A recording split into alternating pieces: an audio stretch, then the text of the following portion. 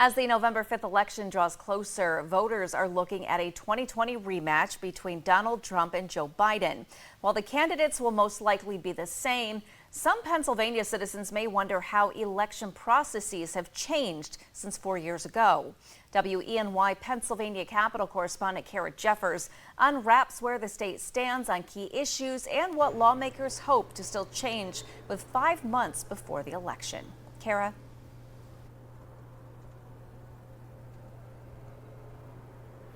Good evening. Earlier this week, House Speaker Joanna McClinton introduced a bill that she would like to see for 2026, 2 weeks of early voting and day of registration. That same day, Republican lawmakers held a news conference asking counties to clean up their voter registration data. Election goals abound in Harrisburg, but we're running out of time to make actual change for this year. However, I found 3 things you need to pay attention to for 2024.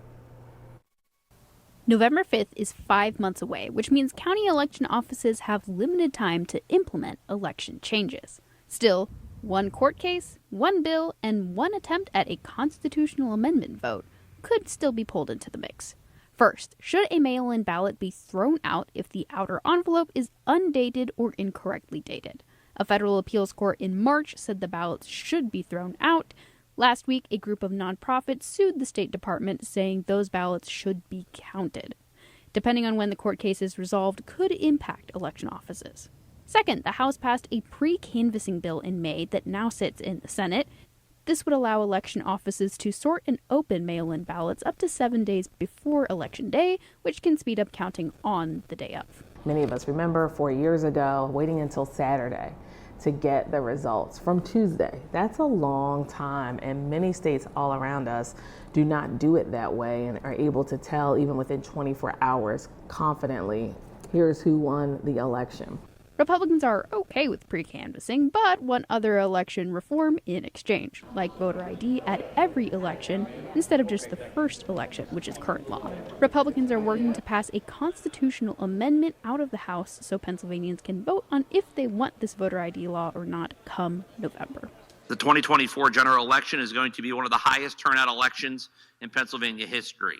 Putting a voter identification constitutional amendment on the ballot for this November guarantees that the most voices have a say in this very important issue.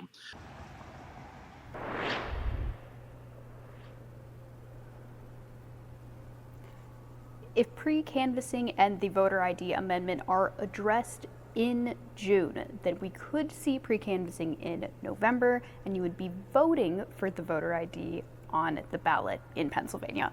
In Harrisburg, I'm Kara Jeffers for WENY News.